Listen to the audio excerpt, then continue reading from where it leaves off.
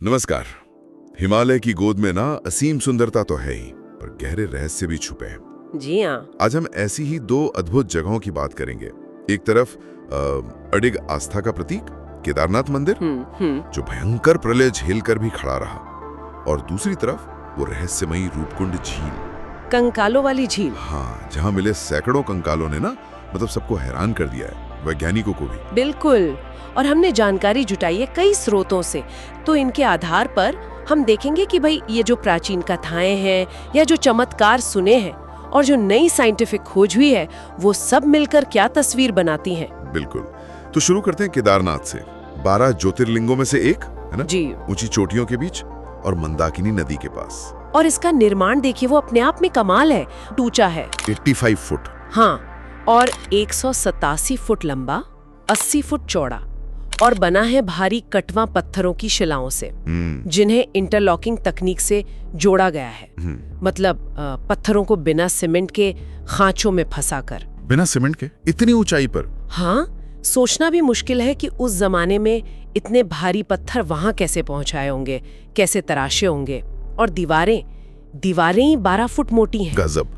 अच्छा, कहते हैं कि पांडवों ने इसे पहले बनवाया था, फिर 8वीं सदी में आदि शंकराचार्य जी ने इसका जीर्णोद्धार कराया, मतलब रेनोवेशन। जी हाँ, ये माना जाता है। पर सबसे हैरान करने वाली बात तो शायद ये है कि ये मंदिर करीब 400 साल तक बर्फ में दबा रहा। 400 साल? कैसे? हाँ, देहरादून के वाडिया इंस्टीट्यूट के वैज्ञानिक है ना, उनका मानना है कि 13वीं से 17वीं सदी के बीच एक छोटा हिमयुग, मतलब मिनी आइस एज जैसा आया था।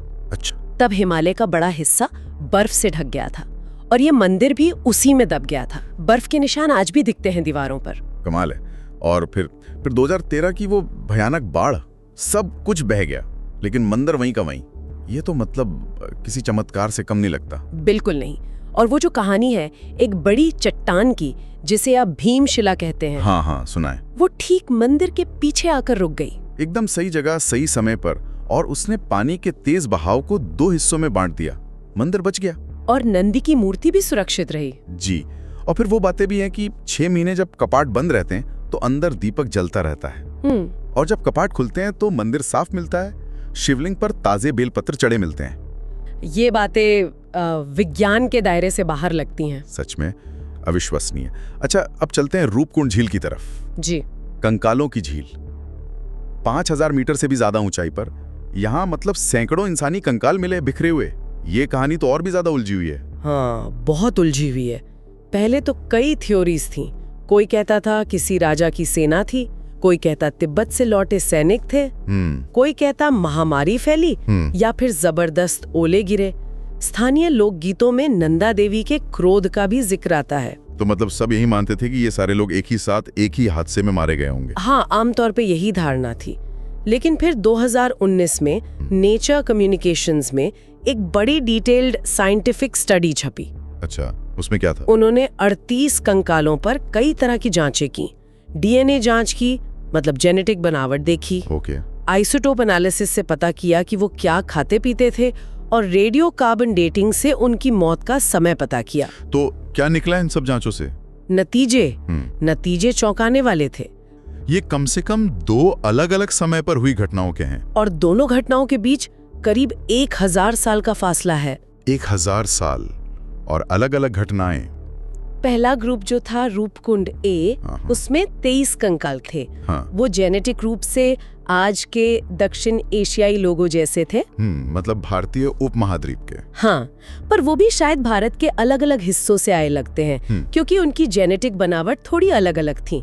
और इनकी मौत हुई थी लगभग 800 ईस्वी के आसपास, मतलब आज से करीब 1200 साल पहले। 1200 साल पहले? जी। और उनका खान पान भी मिला जुला था। गेहूं जौ भी था, चावल बाजरा भी था। तो शायद ये तीर्थयात्री रहे होंगे जो अलग अलग टाइम पर किसी हादसे का शिकार हो गए। अच्छा, और दूसरा ग्रुप? वो तो और भी अजीब बताया जा रहा है। दूसरा ग्रुप रूपकुंड बी और सी, उसमें 15 कंकाल थे, और वो जेनेटिक रूप से पूर्वी भूमध्य सागर के लोगों से मिलते थे। क्या मतलब? कहाँ से? जैसे आज का ग्रीस या क्रीट का इलाका है ना, वहाँ के लोगों जैसे।